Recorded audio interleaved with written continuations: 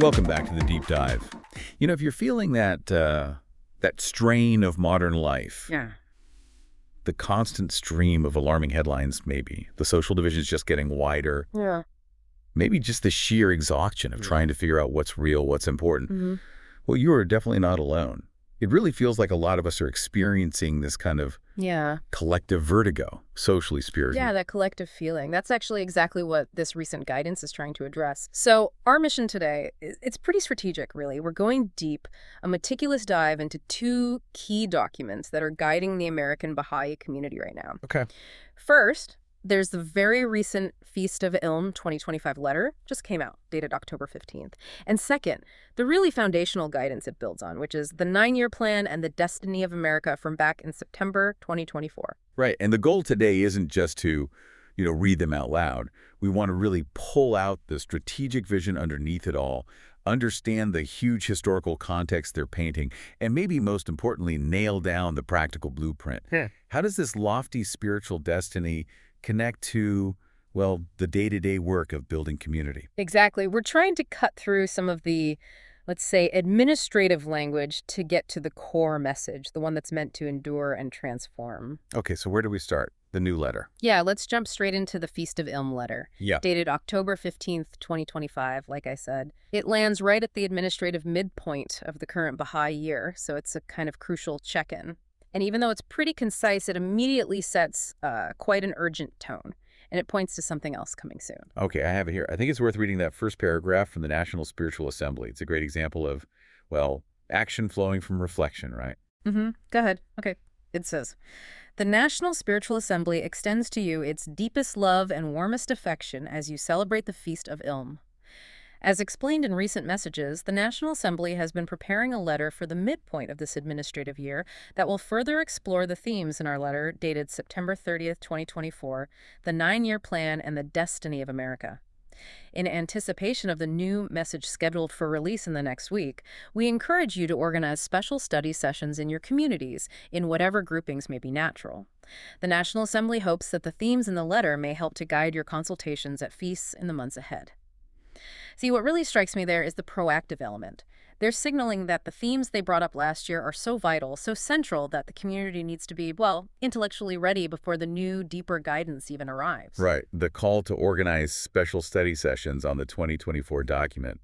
That's not a suggestion. It feels like an immediate instruction. Get ready. Exactly. It's about intellectual consolidation. They're not waiting. They want to make sure the community is primed, ready to absorb, and crucially, implement whatever strategy is coming right out of the gate. That urgency. Yeah. It makes you think, whatever is in that forthcoming letter, and obviously we're really eager to see it, and we'll definitely do a deep dive on it as soon as it's out, the next week or so.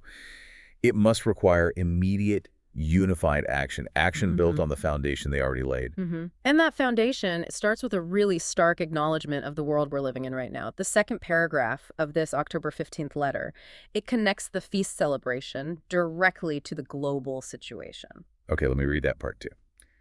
"As we all witness increasing turmoil and uncertainty in our society, we trust you are drawing comfort and inspiration from the innumerable references found in our sacred writings to the spiritual destiny of our country and to the services we can render in helping to attain that bright future." It's quite powerful, isn't it? A moment of validation. And the National Spiritual Assembly sees it. They see the increasing turmoil and uncertainty. They're not telling people to ignore the headlines or pretend things are fine. No, it's like they're saying, we know it's rough out there. They acknowledge the pressure, but then immediately point towards the source of stability, the spiritual anchor, the writings about America's destiny. And that brings us right to the core document, that September 2024 letter, which gives the full context for why there's turmoil. That letter opens by putting this moment in, well, a monumental historical frame. It calls this a time of great historical consequence for all humanity. The language is pretty intense, yeah. It talks about the forces of Bahá'u'lláh swiftly gaining momentum, signaling an impending climax that must, sooner or later, revolutionize world affairs. It's basically saying the chaos you see isn't random. It's part of something bigger, a necessary upheaval. Indeed. And it pulls in the Universal House of Justice's Ridvan message, noting how the world grows more desperate, its divisions more severe. So the turbulence we see, political gridlock, economic stress, social fractures, it's not just a temporary dip, it's presented as a feature of this age, a kind of necessary breakdown before a massive constructive effort can really take hold. Okay, so if the world is getting more desperate, more divided, what's the required response then for the Baha'i community specifically? Well, the guidance lays out this profound moral imperative. It acknowledges, look, the community is affected by these travails. Naturally, we live in the world, but there's a critical spiritual distinction. Which is? The community is not confused by it all, and maybe even more importantly, it's saddened by humanity's sufferings, yes, but not paralyzed by them. That word paralyzed, I think that's really key, because when you look at these huge global problems, it's easy to feel overwhelmed, right? To just freeze up. Or the opposite, maybe, just react frantically without a plan. Right. But the mandate here is for sustained effort, focused effort, to build communities that offer hope in place of despair, unity in place of conflict. It's really an exercise in focused constructive power, not just reacting to the negative. And this constructive power, you're saying, is now fundamentally tied to America's destiny, this sort of paradoxical destiny. Yeah, exactly. The 2024 letter points out that even with all the country's material and intellectual achievements, American society is still very far from reflecting the spirit and splendor of the teachings of Baha'u'lláh. That tension, that gap, that really sets the stage for the next big theme. Okay, so let's dive into that paradox itself. Yeah. Because when you look at the historical statements about America, especially from Abdu'l-Bahá, I mean, they're incredibly beautiful, incredibly hopeful. They paint this picture of America as the spiritual standard bearer for the whole planet. They really do. And the 2024 guidance highlights specific quotes from America and the Most Great Peace. Abdu'l-Bahá saying, "America is the land where the splendors of his light shall be revealed, where the mysteries of his faith shall be unveiled." It's powerful stuff. And the mission described, it's sky high.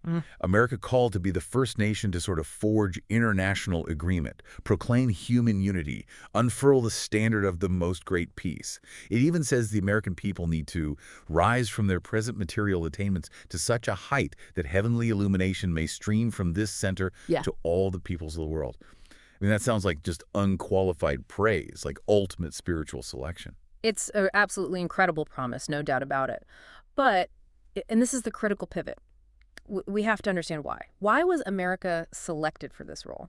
If we just stopped with Abdu'l-Bahā's words, we might think, okay, America was chosen for its inherent goodness, its democratic ideals, something like that. But Shoghi Effendi, he provided the essential clarification.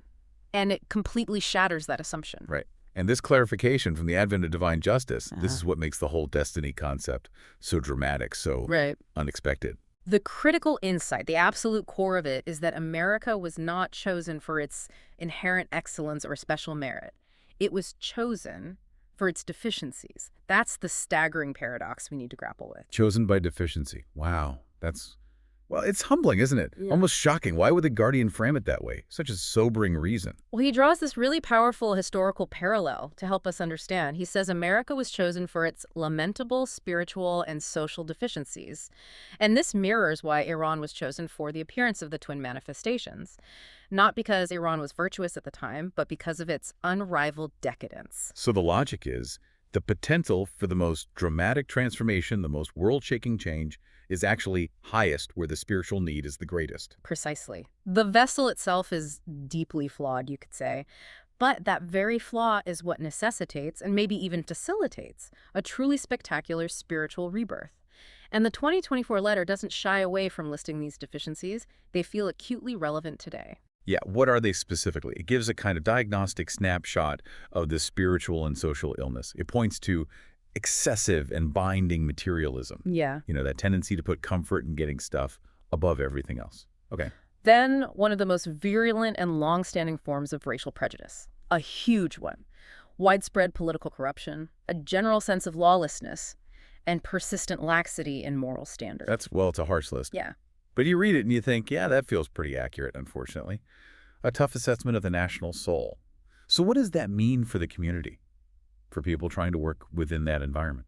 The implication is, well, It's transformative. The guidance essentially says God is expected to raise up right from within this incredibly challenging environment men and women who, as time goes by, will increasingly exemplify those essential virtues. Things like self-renunciation, moral rectitude, chastity, real fellowship across all lines, holy discipline, spiritual insight. So the intensity of the problems demands an equally intense transformation of character, turning the most spiritually troubled place into a source of light. That's the idea.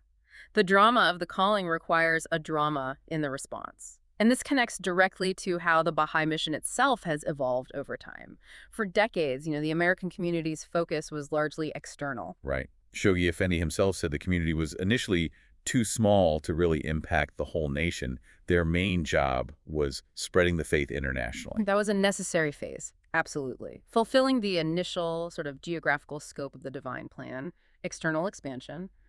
But the Guardian clearly saw a massive shift coming. He actually prophesied a still more superb mission. A still more superb mission. Yeah, a time when, after those international goals were met, a mission incomparable in its splendor would be, in his words, thrust upon them. Not just chosen, but thrust on them. And the recent guidance, it's basically saying that time isn't in the future anymore. That still more superb mission is happening now. Absolutely. The 2024 letter explicitly cites the Universal House of Justice message from the centenary of the Tablets of the Divine Plan back in 2017. And that message stated clearly, the era of that kind of international mass effort is concluded. The critical demands are now most pressing on the home front. Okay, this feels like a really critical pivot point for anyone listening. The main focus has shifted. It's not primarily about external expansion anymore. It's about radical internal transformation, national transformation. So how does building community, the stuff happening locally, how does that directly combat those national deficiencies we just listed? Materialism, prejudice, corruption. The link is profound and strategic. The guidance makes it clear. The community is being built right now through the core activities, children's classes, junior youth groups, devotionals, study circles. These are the direct mechanisms. They are designed to combat and eventually eradicate the forces of corruption, of moral laxity, and of ingrained prejudice eating away at the vitals of society. So the constructive power, the positive energy generated by the growing Baha'i community, is positioned as the actual antidote to those deep-seated problems. That's the framework. And we should remember, this isn't just an American phenomenon. The November 28, 2023 message from the House of Justice confirmed that this promised time, the time to engage their fellow citizens in a process of working for the healing and betterment of their nation, that time has arrived globally as the faith's society-building power gets unleashed more and more. So local efforts are tied to a global destiny, which really raises the most challenging question, maybe for you listening. How do you actually do this? How do you engage in this massive social healing process without just getting sucked right into the intense political partisanship, the polarization that basically defines American public life today? Yeah, that feels like a huge trap, because when you talk about issues like racial prejudice or political corruption, the immediate pressure, the instinct almost, is to pick a side, grab a label, join the fight in the way everyone else is fighting. Right. And the guidance is incredibly clear on this. Believers have to avoid the frustrations and pitfalls that come from getting involved in activities that are not in keeping with the spirit of Baha'u'llah's teachings. What does that mean practically? It means a firm strategic rejection of political partisanship, divisiveness, and polarization. Okay, but how? Isn't it almost impossible not to touch on politics when the core issues like systemic racism are so deeply tied to policy, to power structures? How does the guidance offer a practical way around that? It seems like you have to engage with those systems. It offers a fundamental shift in approach, a paradigm shift, really. The 2024 letter reminds us of this quote from the Universal House of Justice. It's actually 50 years old, but it feels like it was written yesterday. It explains that people often judge moral worth by someone's willingness to fight against evils. Right. Yeah, that sounds familiar. But because there's often no clear, positive vision of the world they actually want to build, they get reduced to combating every apparent evil that pops up. It's reactive. So focusing just on fighting specific evils? That's seen as a kind of distraction. It keeps you busy, but maybe doesn't build the alternative. Exactly. For Baha'is, the guidance says, fighting specific evils is ultimately a vain waste of time and effort. All that energy, it needs to be directed towards the building of the good. A good that has such inherent positive strength that eventually, faced with it, the multitude of evils, which are fundamentally negative, absences of good, they just fade away and be no more. Okay, that's the strategic difference then. Demolition versus construction. Instead of putting all our energy into tearing down the old walls of division, we focus on building a new structure. A structure of unity so strong, so appealing that the old divisions just lose their power, become irrelevant. And that structure is built on a spiritual foundation, Well, helping people understand who they are, to what purpose they exist, and how they should act, addressing the root spiritual needs. okay. So this constructive approach, it requires this evolving framework of activities. They talk about expansion, consolidation, social action, discourse. Mm-hmm. But the key to making it all work, according to the guidance, isn't just like sheer effort or enthusiasm, right? There's something else. Yes. You're pointing to that quality that seems to mark the successful clusters, the places where real progress is happening. It's often harder to achieve than just being busy. It's the capacity for learning. The capacity for learning. Tell me more about what that looks like. Well, it's really the operational engine of the whole framework. It means approaching the work with humility, both intellectual and spiritual. It means being able to make realistic assessments what's actually working, what isn't. And crucially, being willing to adjust, to pivot, maybe even drop methods that aren't bearing fruit without getting bogged down in guilt or shame about failure. That feels revolutionary almost. Compared to the typical organizational mindset, which often feels like it demands constant upward curves, constant success, and treats any setback as, well, a moral failing. This guidance seems really focused on preventing burnout.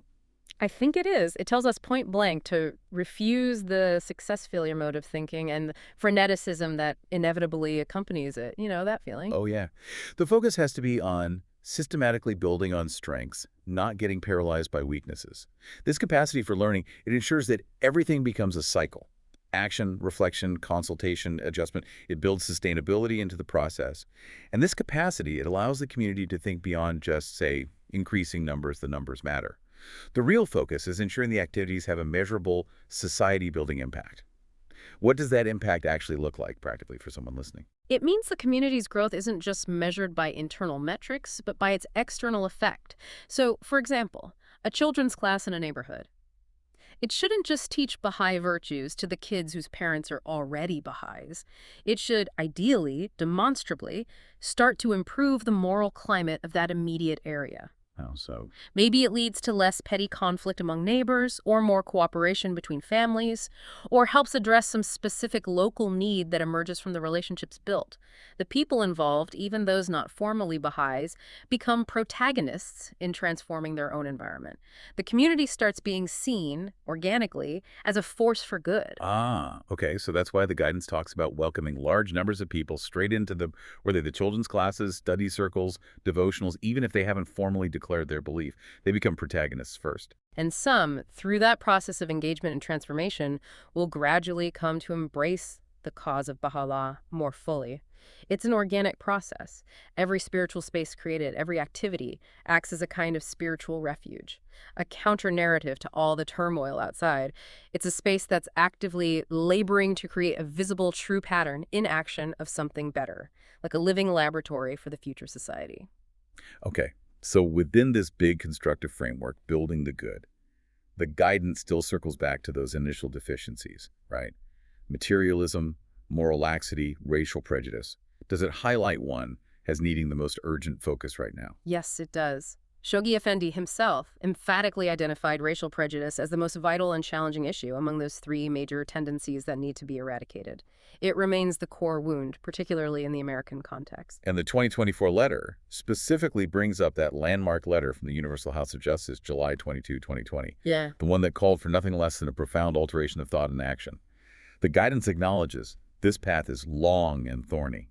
It's not easy. No, absolutely not. And while things like external analysis, policy changes, institutional reforms, they're all seen as necessary components, the Baha'i approach stresses that the root of the issue is essentially moral and spiritual in character. Therefore, the ultimate lasting solution has to be spiritual as well. So what is that spiritual remedy? What is the community supposed to be disseminating? It boils down to divine love, but that's multifaceted. It means love originating from the divine source.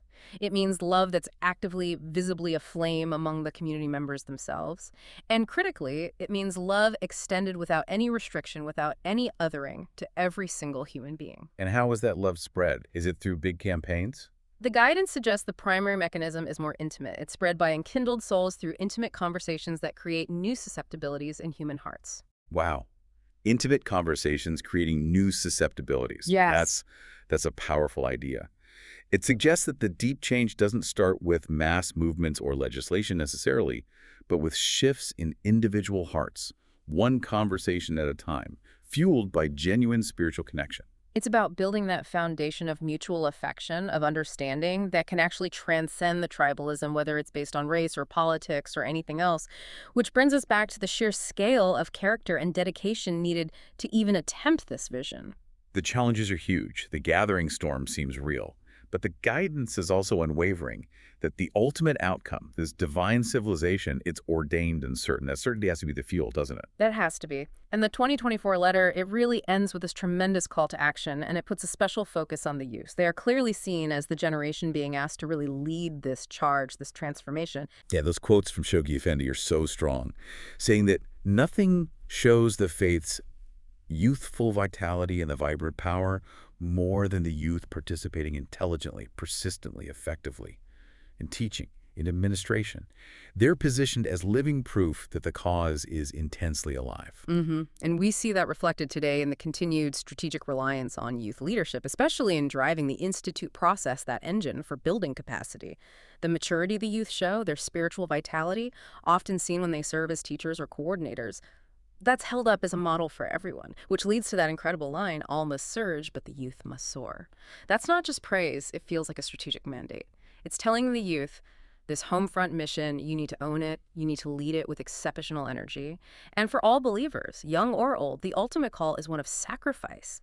The letter contrasts the current state of society where trust is vanishing, extremism rising, with this increasing thirst for a vision that actually offers hope. And we have that vision.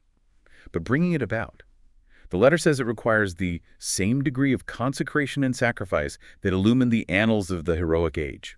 It's a high bar, but this is where the specific kind of sacrifice matters, right? Yes, that's a crucial distinction. The sacrifice needed today isn't the same as the martyrdom that often marked the heroic age, sacrifice by death. Shoghi Effendi looked ahead and envisioned the American community ushering in the world order not by their death, but through living sacrifice. Okay, living sacrifice. Okay. What does that actually mean in practice today in the context of this mission? It sounds like more than just, volunteering a few hours a week. Oh, much more. Living sacrifice in this context. It means standing firm, showing moral rectitude and chastity when moral laxity is all around you. It means consciously resisting that pull of materialism that defines so much of the culture, choosing instead to prioritize service, spiritual growth. It means when you see political corruption, you uphold absolute integrity, impeccable ethics in your own life, personal and collective. It's that persistent, conscious, daily effort to actually embody the true pattern of the Baha'i teachings, especially when it's difficult, when the surrounding society is pulling you in the opposite direction. So the community builder is consciously choosing hardship, in a way. The time commitment, the spiritual effort, maybe even social friction. Accepting that as part of the cost of building something new.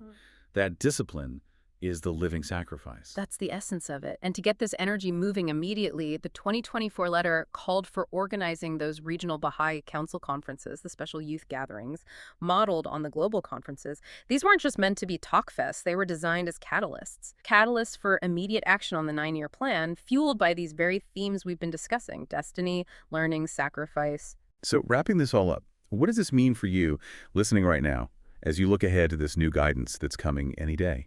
It sounds like you've been given a very precise spiritual and strategic blueprint. That's right. Decades of preparation focused on international expansion. That chapter is closed.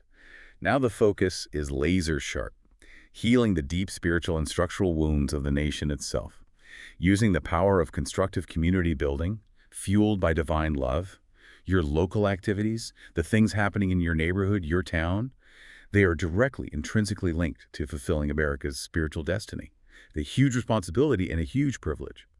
So our final thought today really is an encouragement for you listening to actively engage with these themes from the 2024 letter, especially that profound paradox of destiny chosen by deficiency and the spiritual method of building the good instead of just fighting the bad. Really sit with those ideas as you prepare for this crucial new letter, the one due in the next week or so. Yeah, understanding this foundation is absolutely key to grasping the next set of instructions, the next steps in the plan. And we are definitely eager to explore that forthcoming guidance in our very next deep dive as soon as it's available. We really hope this discussion has given you not just context, but maybe some strategic clarity as well, helping you see the grand design woven through these important communications. Yeah.